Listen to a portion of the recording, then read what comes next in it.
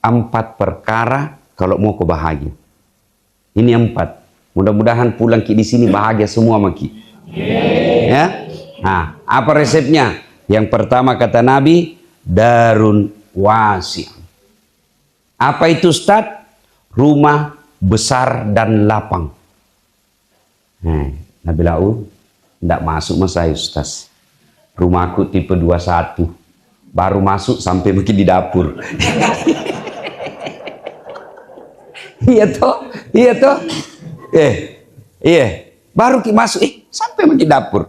Nabi bilang ada temanku, Nabi bilang, baru ki meludah di luar, sampai mungkin dapur. Iya toh? Oh ternyata lebih kecil rumahnya Rasulullah. Bapak Ibu, saya sarankan kalau pergi umroh, jangan cuma pi update status. Pergi lihat itu rumahnya Rasulullah. Ada namanya Museum Rasulullah di Madinah. Itu masuki di situ, divisualisasikan 3 dimensi bagaimana kita lihat rumahnya Nabi. Rumahnya Nabi itu Pak, kalau berdiri itu kepalanya sampai di langit-langitnya. Ada di sini begitu? Ada? Bohong ki kalau ada.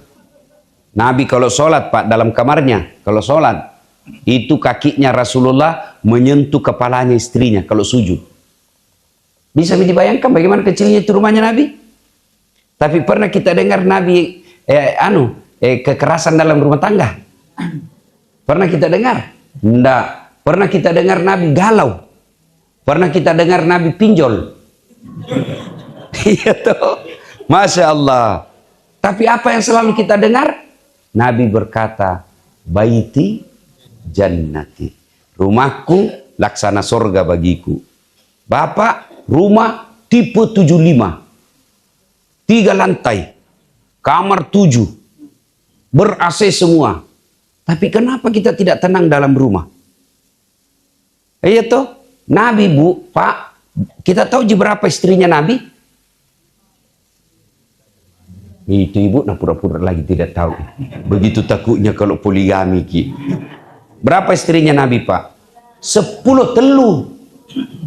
13 Pak. Tapi tidak pernah itu kita dengar istrinya bertengkar gara-gara kamar. Tidak pernah kita dengar Nabi yang kecil rumahnya itu bertengkar istrinya. Tidak pernah Pak. Nah kita rumah besar 1 istri. La haula wala quwwata illa billah. Berarti makna ini hadis makna majasi namanya. Majas, kalimat majas, kiasan. Apa maknanya?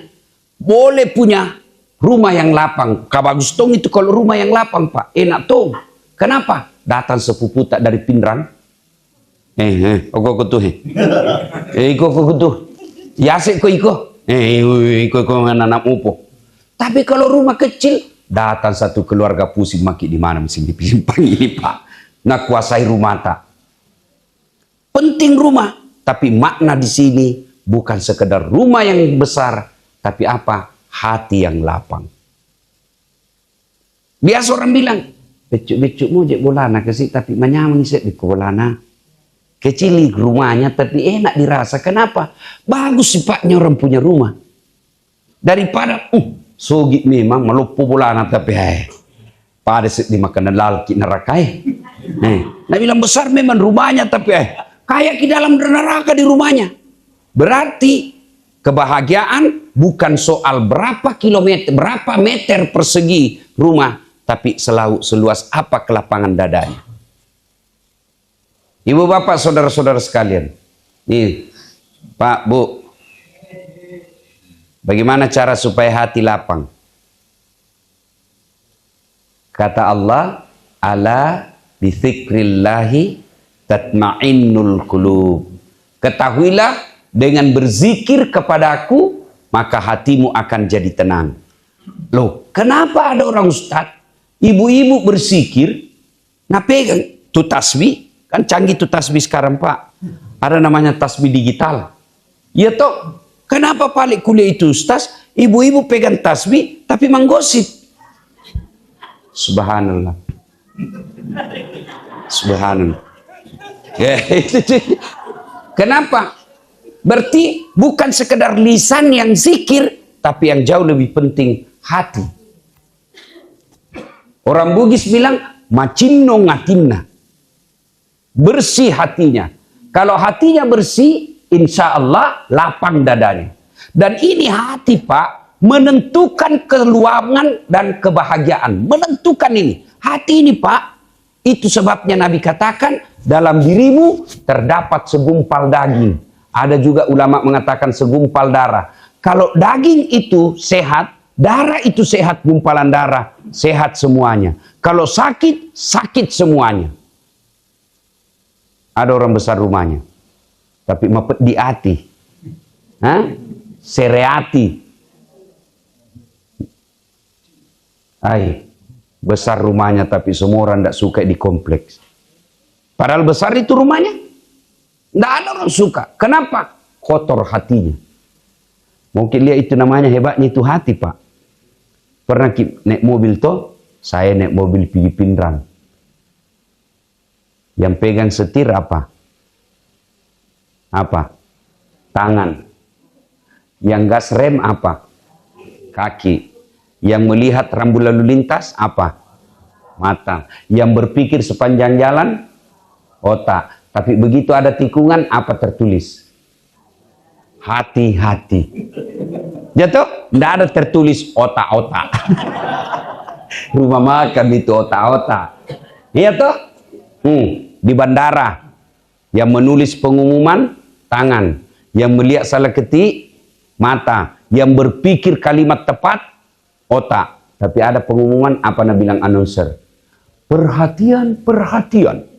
Tidak ada bilang perotakan, perotakan. Ini penting. Makanya kalau mau lapang hati bukan dengan harta. Mau lapang hati bukan dengan popularitas. Mau lapang hati agama. Ini yang datang begini. Agama itu membuat hati kita lapang. Kalau ada masalah, orang yang lapang hatinya, dia tidak akan jadi cemas. Kalau orang yang lapang hatinya, ada persoalannya, dia tidak akan pernah stres. Kenapa? Dia sudah lapang hatinya menerima. Nah ini contoh ibu ya. Ada ulama, ustadz, guru, kiai, didatangi sama muridnya. Nah bilang muridnya, guru, banyak ini masalah aku bela. Himpitan ini rasanya hatiku ini mau pecah. Banyak sekali masalahku. Gurunya lalu dia bawa ke sungai ini muridnya. Kita tahu di sungai bu. Kita tahu di sungai bu. Tuh. Nah, dia bawalah ke sungai. Lalu gurunya mengambil satu genggam garam. Peje. Ya. Sebenarnya itu ini yang natakuti orang penyakit garam. Ternyata itu garam, saya pernah sakit bu, kalau orang kekurangan garam juga, itu sama orang bisa kena serangan jantung. Kalau orang kekurangan garam, tidak percaya kita tanya dokter Fuad. Kan dia tonsen dokter toh. Nah, itu orang bu, kalau pernah saya kekurangan garam pak, orang kelebihan garam, saya kekurangan garam. Nah, waktu itu saya di Singapura, lebih 24 jam hilang ingatanku. Dalam kejadian sehari itu tidak ada satupun yang tersimpan di memoriku. Apa sebabnya? Kurang garam. Bahaya tong itu kalau kelebihan garam ki. Apa? Pananakan. Jadi kalau mau berhenti cerita suka mengamuk, jangan banyak garam di rumah pak. Nah, bapak saudara-saudara sekalian, ini guru diambil garam satu genggam, lalu diambil botol, gelas, dia simpan itu 10%. Setengahnya dalam genggamannya dia kasih masuk di gelas. Lalu dia bilang gurunya, minum kok beda itu? Tidak boleh. Asin sekali pasti. Tidak boleh minum kok. Diminum. Oh, langsung muntahkan. Kenapa? Memang asin. Sudah itu setengah genggamnya lagi, nah kasih turun di sungai. Sudah itu ambil satu gelas, minum ke ini air sungai. Bagaimana rasanya? Segar. Begitu itu masalahmu. Kalau lapang hatimu menerima masalah, maka garam tidak akan berarti karena seperti dalam sungai. Tapi kalau hatimu sempit, seperti garam dalam gelas, mapetjimu rasa. Begitulah hidup. Kelapangan dada hanya didapat dengan agama. Dan salah satu untuk kelapangan dada itu harus sering dengar dakwah.